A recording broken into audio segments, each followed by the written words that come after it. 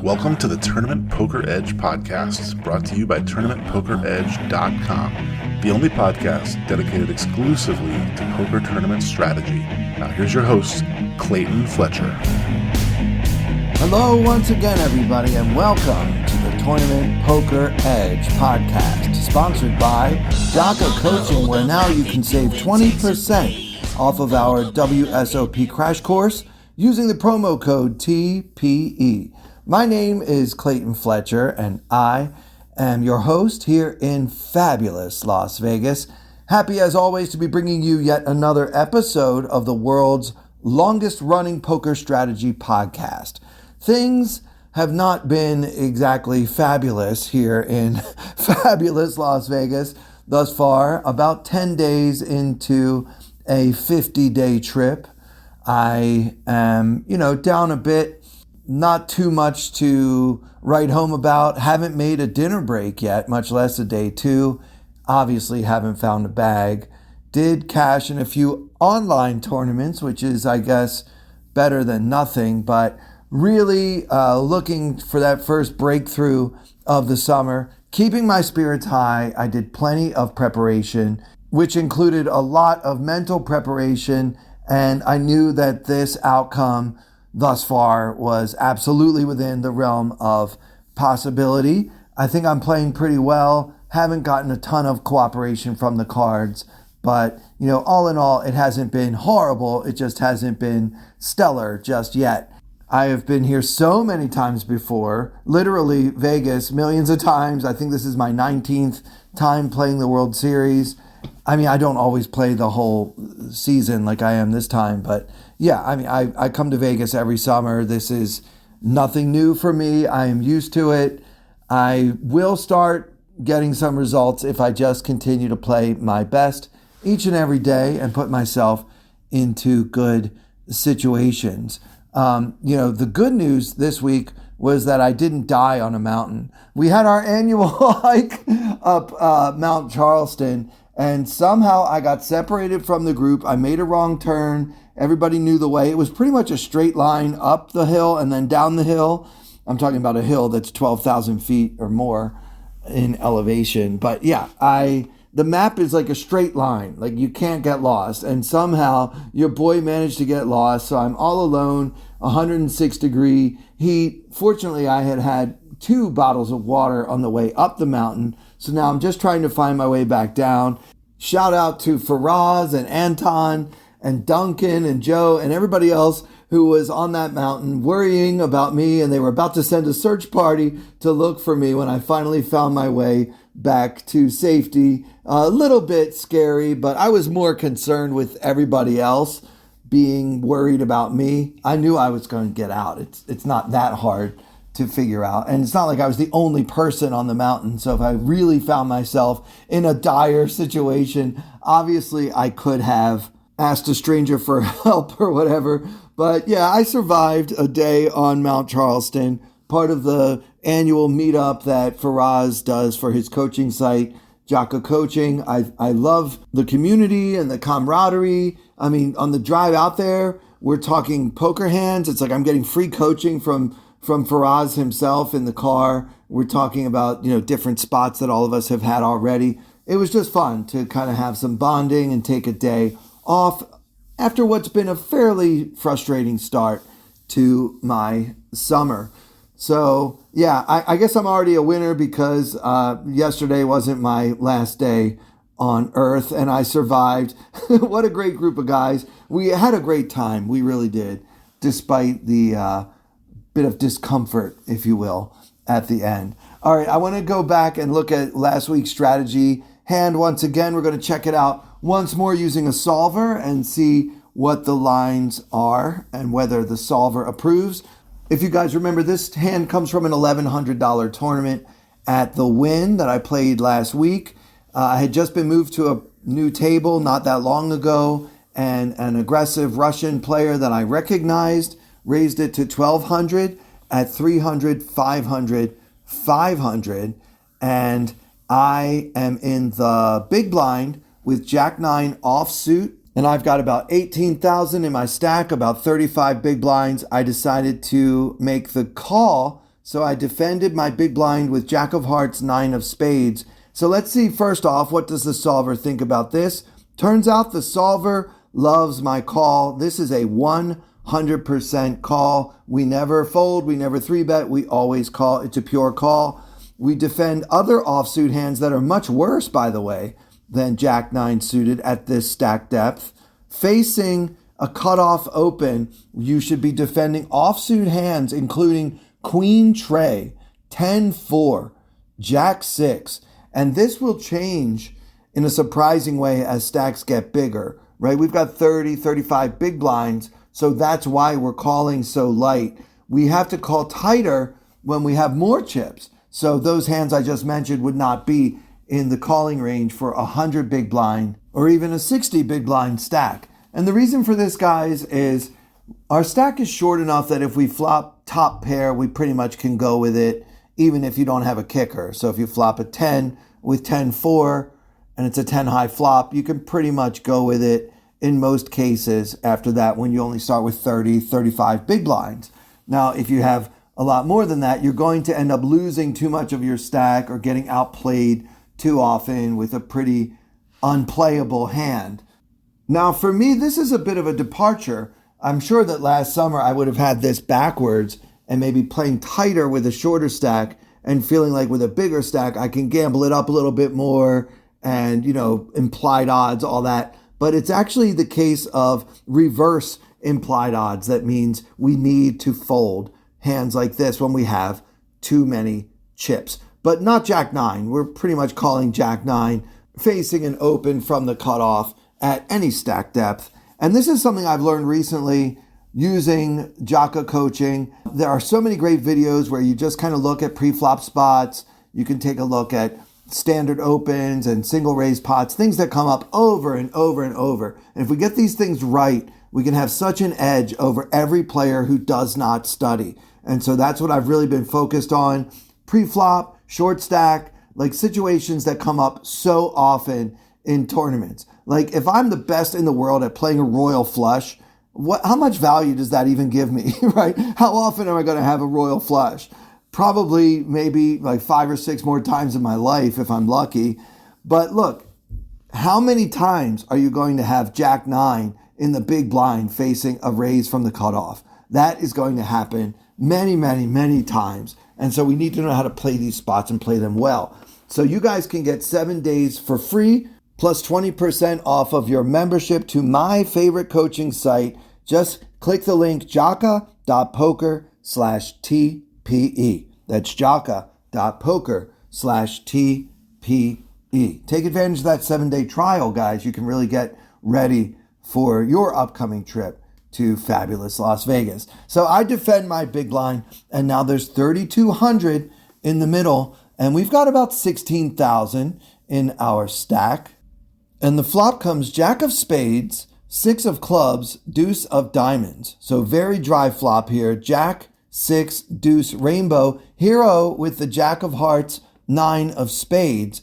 And this is the exact spot we were talking about. When you're short stacked and you flop top pair, even with a mediocre kicker, you can generally go with it with a short stack. So that's what I'm planning to do here. I check, and my opponent bets 800 into 3,200, so 25% there. I go for the check raise here, guys. I'm really trying to get as many chips in now before an overcard hits on the turn or what have you. So I check raise to 3K, and now, to my great dismay, my aggressive Russian opponent shoves on me, and I've got a decision here. Can we put in this much of our stack with top pair and then throw it away facing some resistance?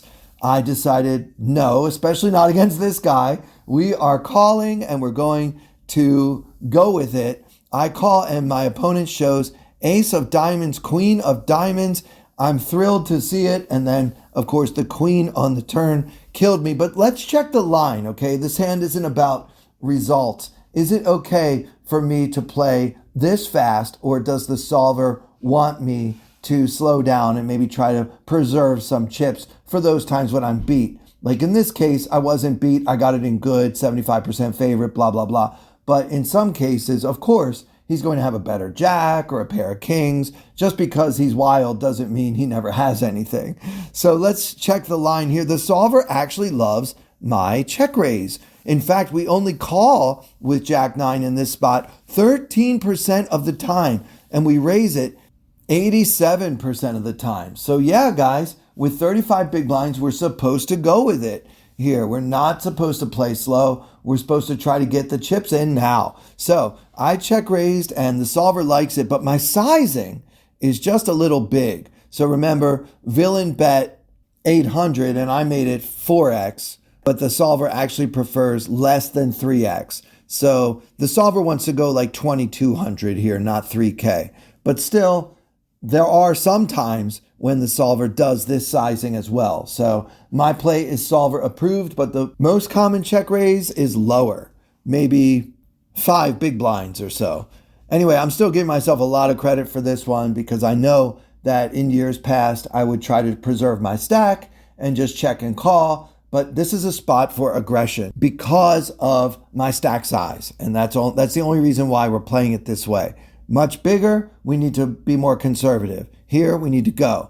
So one more line to check. The solver loves my call. Like once we check raise, we never ever fold any jack. All the jacks that we get to this point with are a call. And by the way, one of the worst ones is actually Jack 9. So we're kind of at the bottom of our calling range, but we don't check raise with worse jacks than this. So we are supposed to check raise this flop and then call that shove. So I'm really happy with how I played the hand. I'm really proud of my process and the way I thought through the hand and the way I played it. And of course, I'm unhappy about the outcome because he turned a queen and then that's all she wrote for me.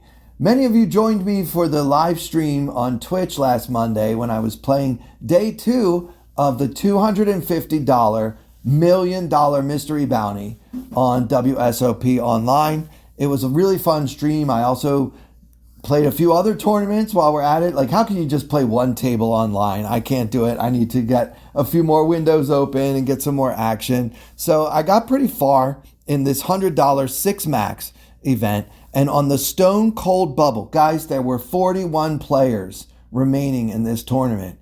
And the money began at 40. The average was 70,000 and we had 116,000. This is so great to have a good stack on the bubble. The blinds were 2K and 4K. So I had like 30 big blinds. There's a 500 ante per player. We're 5-handed at this point. It's a six max tournament, but you know how it is when you're hand for hand and some of the tables get short. So the action folds to me on the button and I've got the 10 of clubs, 9 of diamonds. And if you think there's any chance I'm going to fold this hand on the bubble when I have a good stack, you are crazy.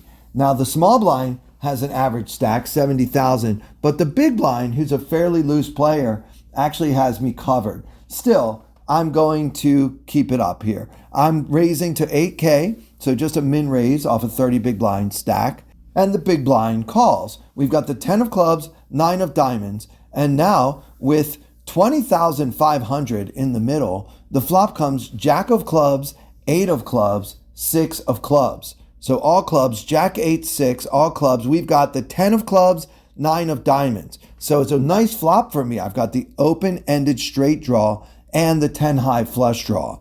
So the big blind checks. I need to make a bet here. But one thing I've been learning from jaka.poker/TPE is that we want to bet very small, if at all. We don't often bet on a monochrome board. So it's all clubs. We actually want to check back here probably about half the time. And when we do bet, it's very small. I bet one big blind, just 4,000 into 20,000, and villain called, which doesn't mean that much because he was getting 5-1. So I can't really read too much into that call. Actually, 6-1 if you think about it. I'm not going to read too much into the call because when you give a good price to a loose player, you should actually expect to get action a lot and from a very wide range of hands.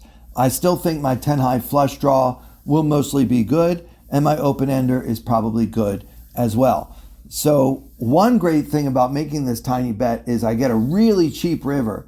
So he will almost always check to me on every turn, hoping that I bet again when he's got a monster, hoping that I don't bet again when he has nothing, right? So I've got position on him, which allows me to now check behind if I don't like the turn and see that river for the very low price of 4,000 of my 116,000 chips. So he calls the 4K, and now with 28,500 in the middle, and we both have heaps, like over 100,000 each. The turn comes the 5 of diamonds, which is not a great card for my hand or for my range, and villain checks once more.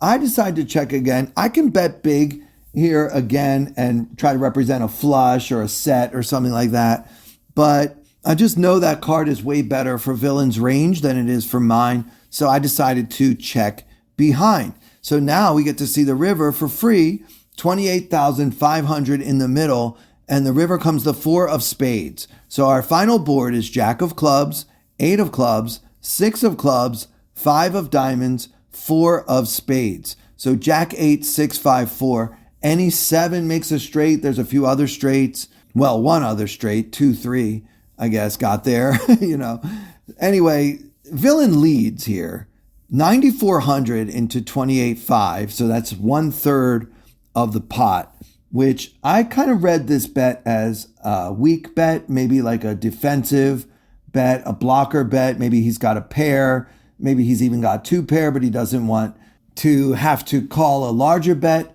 on the river. And the bottom line is I can't call with 10 high. So my options are to bluff raise or give up fold.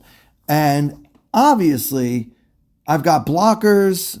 I'm sensing weakness. You guys know me. Of course I raised it up. I made it 32,000, and I'm thinking villain really can't call me without at least a 7, if not a flush. And I just don't think he'll have a flush or a 7 very often. So it felt like a plus EV play. He calls immediately with pocket 7s, no club. My question for you, dear listener, is this a punt?